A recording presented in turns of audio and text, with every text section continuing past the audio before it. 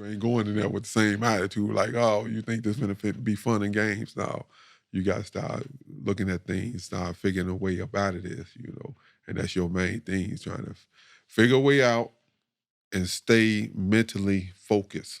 That's them the two things you got to do, because you can get lost up in there both mentally, you start getting yourself involved in some things, and then you find yourself still with that life sentence 20-something years later, and you ain't did nothing to try to crack a book open and try to figure nothing out. So my first thing was, get myself right with the Creator, God, and then start fighting my way up out of there through learning how the legal system works. Mm-hmm. So most guys in prison, that's what they come in and do, start getting in the law library and trying to figure it out. And you did, yeah. Got in the law library. Yeah. And he mentioned that you were sort of in the, with Larry Hoover, you were serving with him, or you knew him through the GDs, or yeah. He was an associate of yours, so yeah. So he was the one. I knew him personally, so I mentioned that only because he just got paroled from the federal system, although he's still facing time in the state system. Yeah, so now the fight is with the state now. Yeah, and God willing, inshallah, God willing, that Governor Press order, the parole board will grant him some relief also. You was mentored in a sense by Larry Hoover, correct? Right. What did you learn from Larry Hoover? What did he teach you as far as even during the time in 1993? The reason why this space is important, and I asked you the question I asked you, because we're going to have listeners from different backgrounds. And what they've been told about Larry Hoover is that he's a monster. There's no way he should be free. He's a monster. He's responsible for the city of Chicago being in flames whenever it's being in flames. What's your position with that? They don't know him.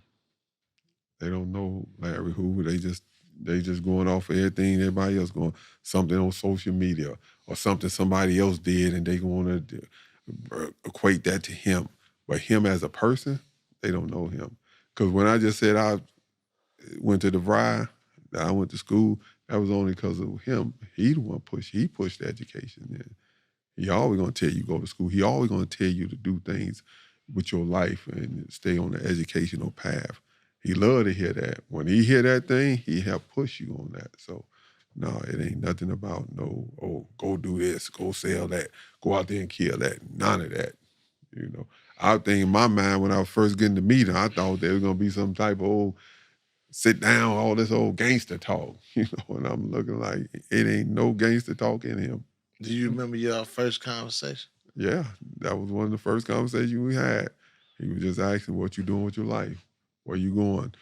What you gonna be on from this point on, So it was always trying to help you and guide you to something right, He don't, and as the time, it ain't faking, because as the time go on, it's the same conversation. It's always the same. It ain't.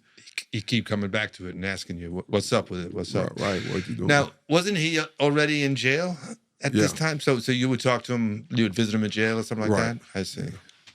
So, and where was he? He was in an Illinois prison at the time, right? Vienna. Oh, okay.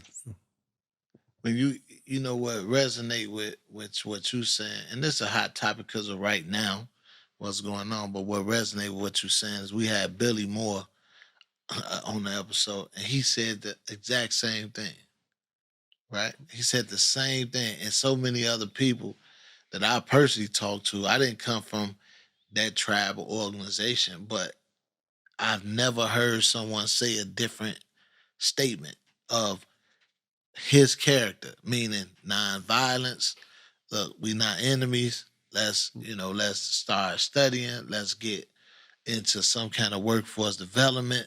So I'm just it's boggling to me when we deal with a society who has done so much wrong to so many different people, be so punitive of a person based on an action that may have occurred 50 years ago. Yeah. But then you look at the brother Tukey from California, good brother. in there doing things, changing his life, writing books, you know, children books, doing things like this. So they create him to be a monster. But then when you get to meet the man, you get to talk to the man, interact with the man, you see, no, this ain't his character. But the media always gonna paint you as a monster. That's what they do, you know. So. Before you came home, you was somewhat of a horrible guy. They had to give you how many life sentences? It only take one. But how many did they? Was it just one? Yeah, because judge said he ain't finna do nothing like that. See, one thing I can say about our judge, he's saying, you know, I'm not finna get multiple life sentences. What, you gonna die and come back and die and come back and die? And, you know, I mean, you only need one, so you ain't got. You tell a person you got 5 life sentences. What kind of sense do that make? So you got a life sentence. You served 26 years. So did you get them to change the sentence, or is that's no, kind of what they mean by life sentence? No, life sentence means you dying there. The only way you coming out of there is in a box. So, but you know, like I said, you learn the law because every year I'm filing something, trying to figure something out, and then by the grace of God, you know, we finally figured a way up out of there, and we got granted some relief, and here I am on the show with y'all now. So yeah, here you are. So you talking about 26 years in prison? How old were you at the time? I was in my early 20s when I left.